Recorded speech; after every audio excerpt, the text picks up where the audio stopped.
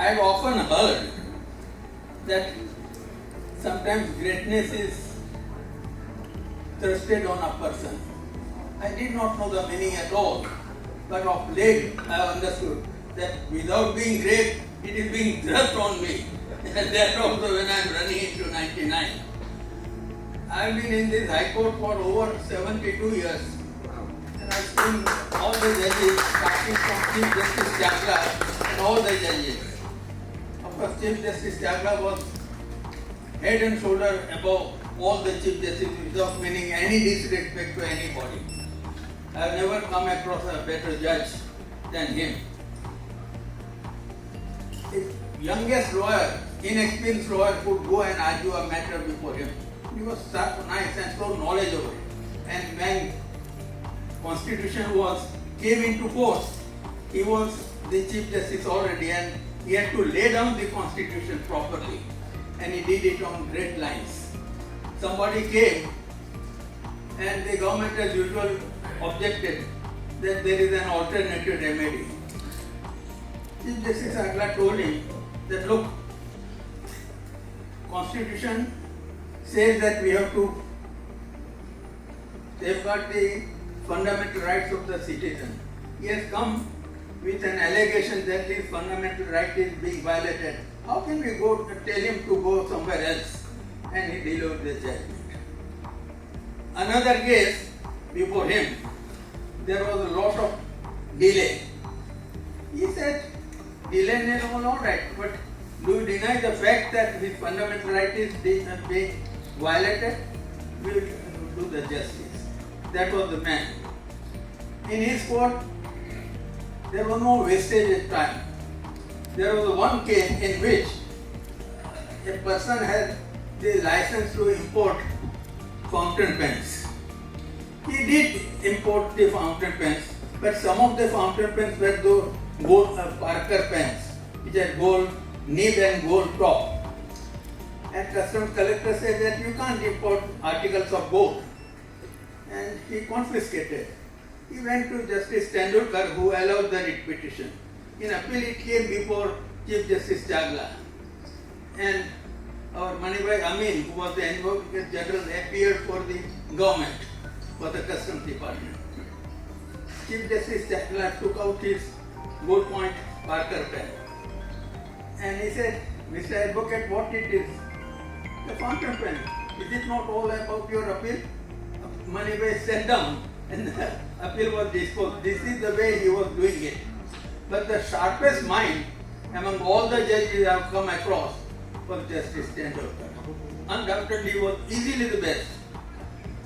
There were other judges also, like Vajan Karkar. He was a great intellectual, but I had tremendous bias against him because during the emergency, he did not properly. May I sit down, please?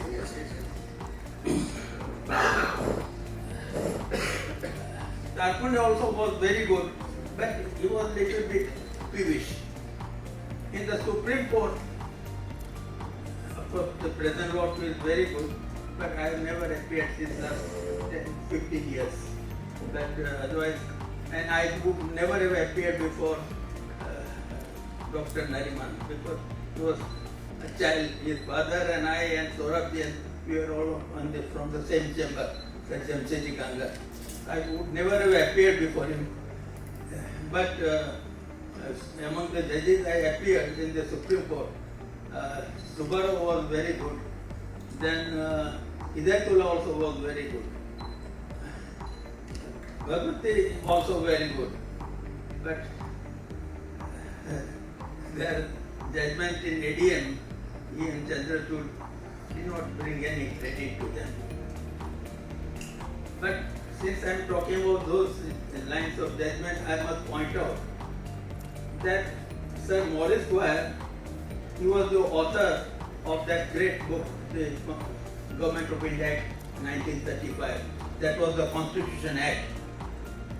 Then under that act, in December 1937, they started the Federal Court, of which he was made the first Chief Justice. Then, the war was going on, and under the 1939 Defense of India Act and rules, one communist leader was detained. He filed a writ petition, not writ petition, habeas corpus application under section 491 of the Criminal Procedure Code. And it came up before the full bench of the Bombay High Court. They dismissed it. Against that, he went to the Supreme Court. Supreme Court said that Federal Court. Federal Court, Sir Morris Wire said that look, the rule is drafted so widely that anyone can be arrested, detained. That cannot be done. We have to balance between the war measures, and that was not a phony emergency. It was a real emergency. And yet he said that the rule is so wide that we strike down the rule, and they remanded the matter to the High Court that dispose of the application of the communist leader according to our judgment. So he has to be released. But Sir John Bowman's ego was so much hurt that he was reversed. So he said the judgment, the reasoning given by the Federal Court does not appear to be convincing. So they rejected the application. Though the English judge, the junior most, ICS judge, he said we have got no option but to release him. But by majority, they dismissed it. Again came to the Federal Court. The Bombay government realized that government as well as the High Court are indefectible, so they released that man. That was the spirit of the. Then we had the phony emergency in which this court judges gave the judgment. And this judgment was not even cited before them, which was binding. I mean, it was the highest court, Federal Court. They should have considered, but nobody cited even. But I must point out one thing, that during the times of Peshwa, there was no constitution, no guarantees of safety for the judges. Bajirao Peshwa was a young boy. He was guided by his uncle Raghova, who killed him and proclaimed himself to be the Peshwa. Ramashastri was the judge. He was called to administer the oath of office to the new Peshwa. He said, my job as a judge is to punish a criminal. I can't punish, administer the oath of office to a murderer. But the swords came out from the cronies of the new Peshwa. But they realized that people respected Ramashastri so much that it was done. And Raghova was arrested. There was no guarantee, and yet see the independence. That shows how right was the great redoubtable judge, Learned Horn. Learned had said, the spirit of liberty lies in your heart. As long as it is burning there, you don't require any constitution, nor any court. And once it is extinguished there, no court of law, no constitution can help. And that's what we saw during the emergency. So ladies and gentlemen, how about women? I must say about one thing, that in 1947 I went to participate in some athletic meet in Ajmer. All the train compartments were full of blood stains. Then I was realizing that I never thought that partition means so much bloodshed. I heard Jinnah in 1937, 1938 and 39. 38 he was a pure nationalist Muslim. But when it came to 39, he was spitting sheer venom against against the Hindus and against the Congress and Gandhiji. Nehru particularly. I was wondering that. And then he asked for the partition, and look at the effect. Till today we have not forgotten this. And of course I had the good fortune to attend on Gandhiji for 9 days when he was passed to death.